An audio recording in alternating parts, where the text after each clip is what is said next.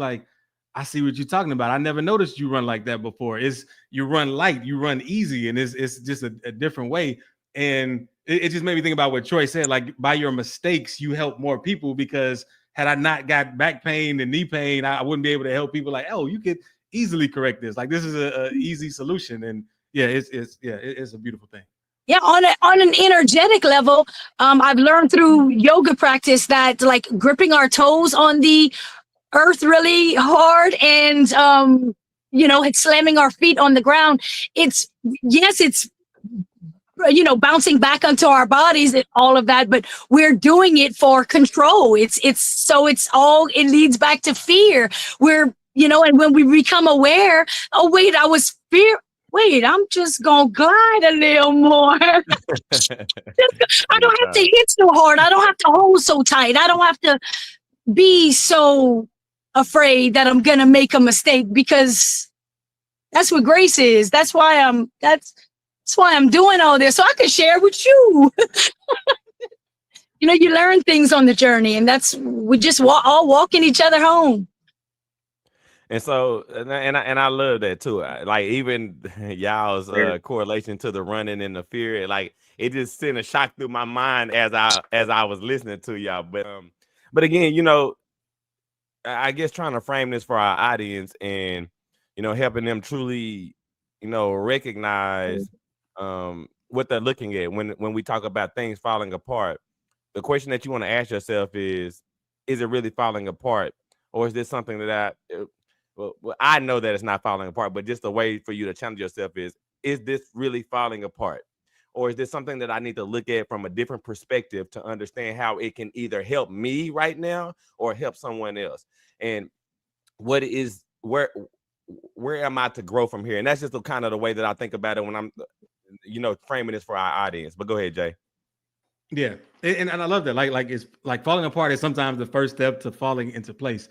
Like the question you asked allows you to reframe it, because you're looking at it like, okay, this obviously didn't go according to plan, so to speak, but what does that mean? Is that a bad thing? Is there an opportunity here? Is there a way to learn something from this so that I can do it again? Or is this a pivot point? Like, oh, this is an even better way that you would have never seen had it not fallen apart. Like, and again, it goes back to what Sara said. It's that fear that you need to control everything, that it has to be under my control. It has to happen exactly how I think it's going to happen, or it's the worst thing ever. And it's like, is it though? Like, the world's still moving. We're still breathing. We can still smile if we choose to. And it's like, it's never as bad as it seems. Yeah. Now, is this happening to me, or is it happening for me? And when you start, why does this keep happening to me? If you just change that question to what is this here to show me? What is this here to teach me? You open up a whole new perspective to, okay, it's here to show me something. It's not happening to me. It's happening for me. That eases it up a bit. No, real talk. And I like the phraseology that JClay used just a second ago, because the only reason I like this is because I'm a substitute teacher, Sara Smiled, and every time I say smile, it just makes me smile, right? But I'm also a real estate broker, so I'm just in a bunch of different areas all the time. But the reason why I bring up substitute is because I've heard kids on a daily basis say, this is the worst thing ever, or this is the worst day ever. And something that JClay just said just now, he said, this is the worst day thing or worst day ever, or is it? And so, like, when I think about y'all talking about being patient or quiet in the moment and listening to yourself, wherever is there a problem for you to say, or is it? In order to give yourself some grace to really have the perspective. And I want to read what Mike just wrote. Shouts out to Mike Castile. Did I say that right? I'm sorry if I messed it up, Mike. Shouts out to Mike, but he says, you can hit rock bottom and bounce back even better. Rebound hits different. You'll get the rebound with a graceful mindset. And I agree, because ultimately, shouts out to my girl, Sara Smiled. She stated earlier, it's a choice. You get to make that choice. And you're right. When you make the choice to change what you're doing, it's always going to be better in a sense. You know what I'm saying? But go ahead, Jay. I know I see you bubbling over there, baby. I did. I just made a correlation that I never made thanks to Mike. Like, okay, again, this is a basketball analogy.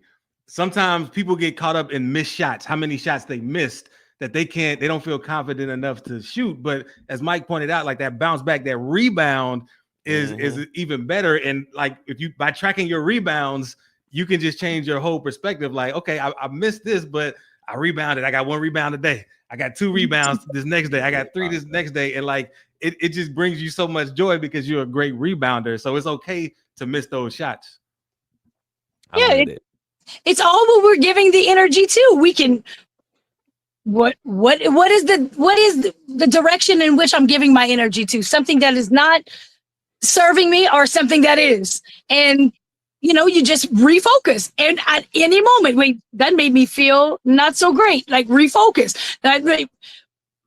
Just moving along, and you always have the opportunity to choose again. Always have the opportunity to choose again. At every single moment, I could just choose to say a different word than I was, it's like at any moment, and we're changing it immediately. Like there's so much going on around us, all this energy around us. The moment that we shift our thoughts and what we're going to do, it changes the whole direction.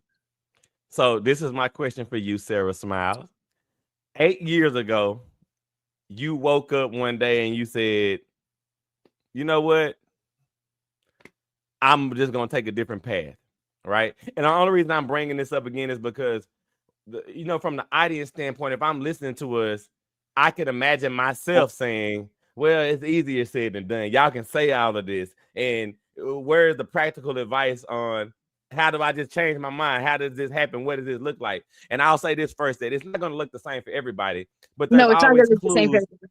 It's always clues in what somebody goes through to help you to see where your trigger is going to be. So I'm asking you, 8 years ago, well, I guess it'll be 8 years ago in a day, right? Mm-hmm. You decided tomorrow is going to be different.